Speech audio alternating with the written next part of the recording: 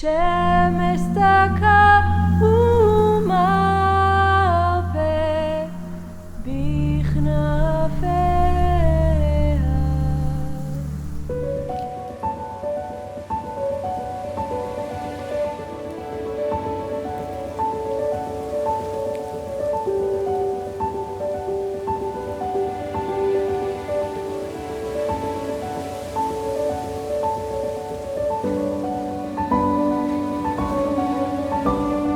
Everyone who reads Ruth chapter 3 perceives the whole situation as a very daring situation. And perhaps we need to bear in mind that Boaz and Ruth both lived in the time of the judges. It was normal for a man to take a woman and do whatever he wanted to do with her sexually. The Bible does not shy away from reporting this all. There are many examples of this in the book of books. On the contrary, if a man meets a beautiful but defenseless woman unobserved in the middle of the night, and then he has the whole night, and then he's also drunk, it would have been natural for the two of them to sleep together. The Holy Scriptures have nothing to hide, nothing to gloss over, nothing to moralize about. From the first page to the last, the Bible is much closer to reality than many Bible believers would like it to be.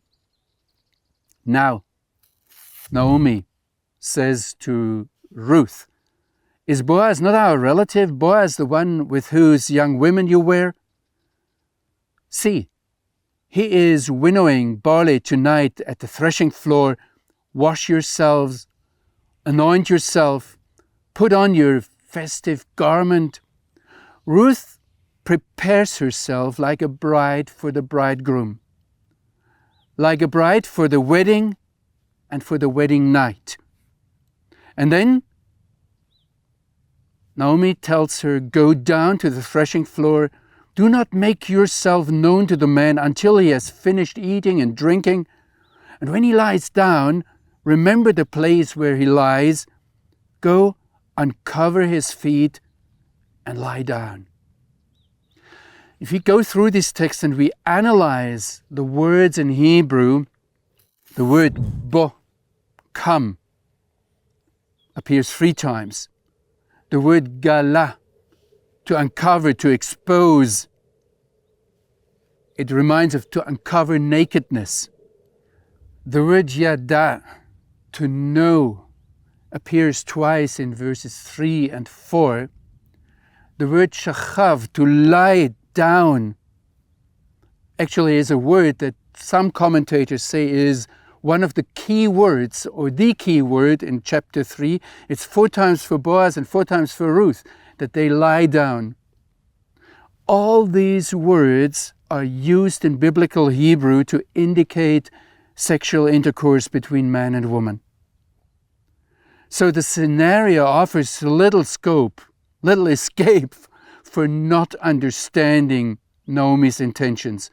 Ruth is sent to seduce Boaz. Of course, you may say, as one Christian interpreter that I found said, that Ruth had to expose his legs or his feet in order that the cold air of the night might hit his bare legs and so he would wake up.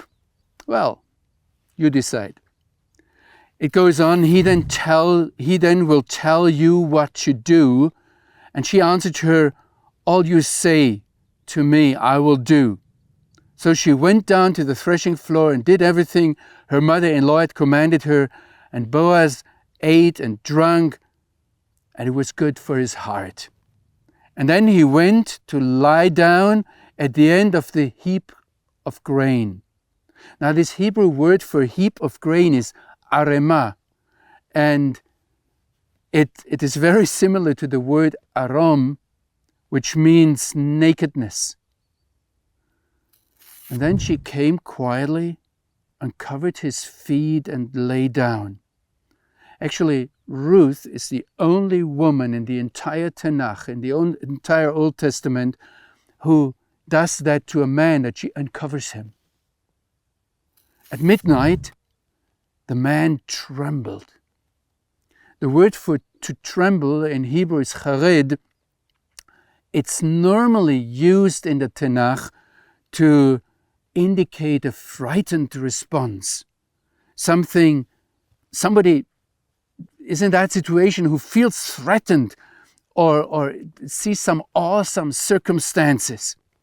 Question is whether Boaz felt physically endangered or threatened, or whether he simply realized the whole situation and started to tremble because he did not feel able to overcome the temptation.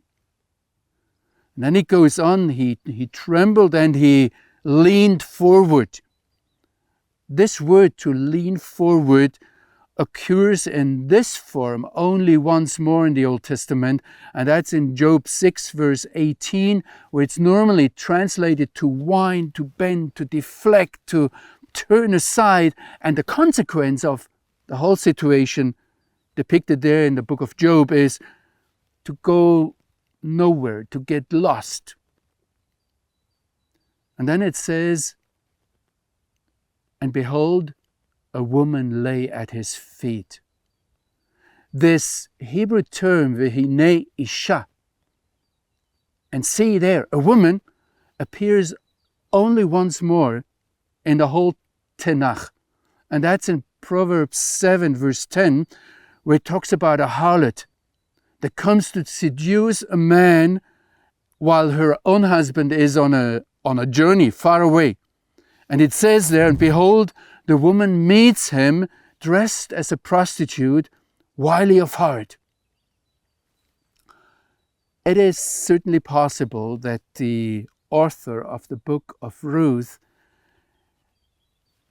had another story in mind that is about childlessness, about alcohol, about nocturnal activities, and it's actually predecessors, ancestors of Ruth, Lot and his two daughters, that lived through a very similar situation.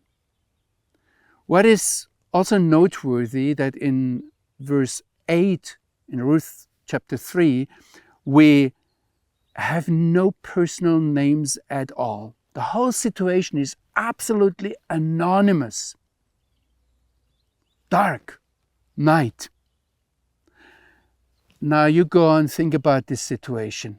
Read the text through and don't be overly pious about it. What is important though to me, that I know that there are interpreters that make all kind of this story. But what is important, that Ruth and Boaz at that night did not consummate their relationship, that did not sleep with each other. That should be very clear from the text.